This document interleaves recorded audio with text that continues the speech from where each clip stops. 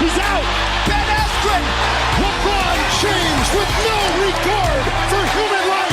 Diggs. Sideline. Touchdown. That smashes Stevie's record. This is Rocket League. It is out of here. Bucks are Stanley Cup champions.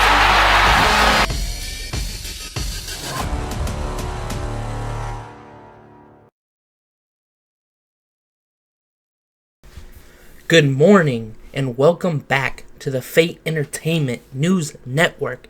I am your host, Newbie. I know I said I would see you guys on Friday, but I'm too excited about this opening weekend of the XFL and just had to come back and talk to you guys about it today. I think the XFL was a great opening weekend for them. I cannot wait to see more games come out of this league and to see if any of the rule changes transfer over to the NFL. Now let's get into the opening games. We're going to start off with the Seattle Dragons versus the DC Defenders. The DC Defenders did come off on top 31-19.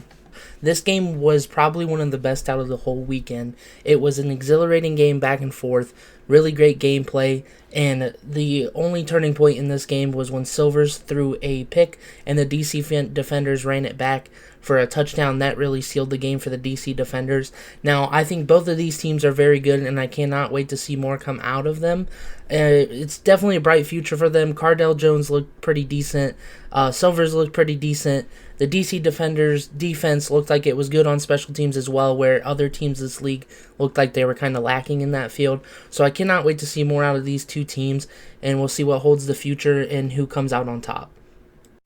Now let's get into the Los Angeles Wildcats and the Houston Roughnecks. Now this game was close in the beginning, but ended up being a blowout for Houston. PJ Walker just absolutely looks stellar. He probably has the best receiving core in the XFL right now. Their team's pretty all complete all around, and I cannot wait to see more come out of that. Now, Los Angeles seemed to struggle a lot, and it seemed like their quarterback, Knuff, at the beginning was doing well, but then after he started getting a little frustrated and there was a lot of controversy. Now, obviously, he's not the starting quarterback. It was supposed to be McClendon, but McClendon obviously was injured, so we'll have to see how that plays out for him in the future. Hopefully, McClendon can get in there and do work for them. I think they can have a decent shot, but I mean, they just come out the gate decent and hot, and then they just fell off, and it looked like it started to crumble, so hopefully it turns around for them in the future. And obviously, the Houston Roughnecks come out with a 37-17 win over Los Angeles. Now moving on to Sunday's games, we had the Tampa Bay Vipers against the New York Guardians. The New York Guardians did take this game 23-3. I think New York probably looks like the most solid team overall. McGloin looked really good in there as quarterback. They had a solid defense. Their defense got 3 turnovers for them. I think the Tampa Bay Vipers really struggled. I think they need to make a decision at quarterback, whether they're going to go with Flowers or Murray. Murray did look good, but he also had plenty of turnovers. Flowers looked like he was obviously rusty, but he didn't get the time playing, and obviously he might not know the playbook as much.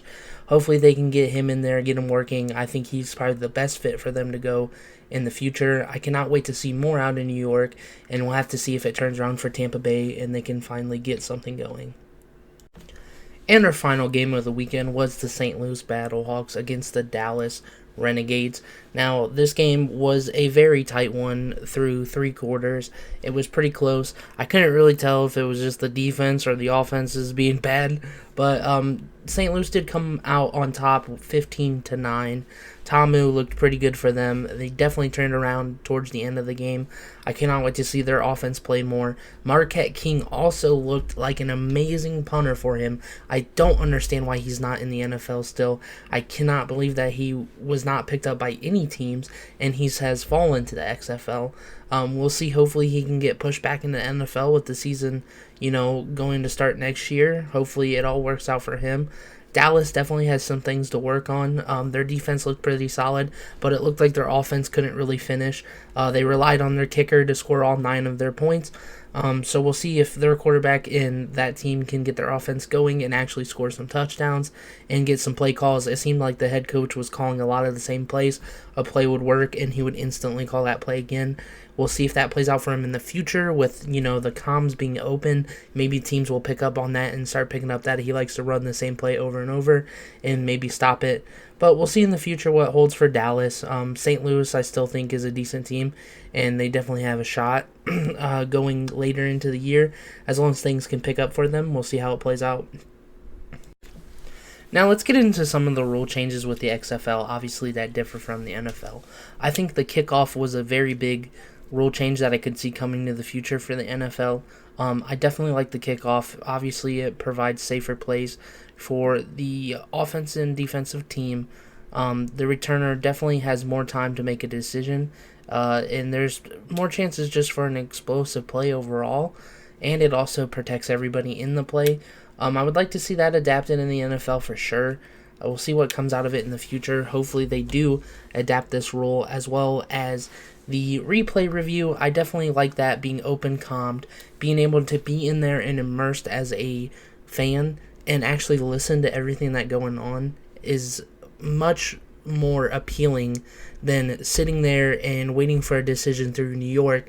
You have no insight on what's going on, and then when they call it the opposite way that everybody and even the announcers think it will be called, obviously shocks everyone. So I definitely think it's a good insight to be able to be in that room, hear the refs and the reviewer both talk about it, see them going through the replay. I definitely would like to see the NFL adapt that as well. So we'll see if they make these decisions with the new CBA getting decided, and hopefully they can make the rule changes for the upcoming season in the NFL. But we'll see how it all plays out for that as well. So for this first week, I just want to do a little ranking system here for you guys. This is definitely going to be opinion-based. You can let me know what you think in the comments below. But at number 1, I'm definitely going to choose the New York Guardians. They probably had the most solid team overall, the best offense as well as defense. At number 2, I'm going to put the Houston Roughnecks in there. They definitely had the best offense out of this whole weekend. They definitely looked hot. I would like to see their defense improve and get their numbers down and keep the other team from scoring. At 3rd, I'm going to place the DC Defenders. I think they definitely had a good offense as well. Their defense was pretty solid too. Their special teams was probably the best out of everybody in this league. We'll see if Cardell can keep that up for them. In 4th place, I'm definitely going to put the Seattle Dragons. They did play a tough DC Defenders team. I think they have potential if they can get their game going. I definitely like them in there at 4th. At 5th, I would place the St. Louis Battlehawks. I think they definitely have potential. I would like to see their offense pick it up the pace some more and see if they can definitely get things going. Now, rounding out the 6th spot, I would have to put the Dallas Renegades. I think they were better when it came to defense. With the St. Louis Battlehawks, they definitely did a good stand, but I think their offense is lacking, and they do need to round that out. Hopefully they can get that going. At 7th, I am definitely putting the Los Angeles Wildcats. I think they had potential. They had quarterback issues. It looked like they just got frustrated. Hopefully the quarterback they wanted to start will get started in there for them next week, and we'll see if they can turn things around. And rounding out 8th place is definitely the Tampa Bay Vipers. I think they need to make a decision at quarterback. It seems like neither quarterback knew the playbook all that well. They definitely struggled. Hopefully they can turn around, and we'll see how the rankings progress in the future for the league. Alright, now that the opening weekend is over, you can expect 4 more games next weekend.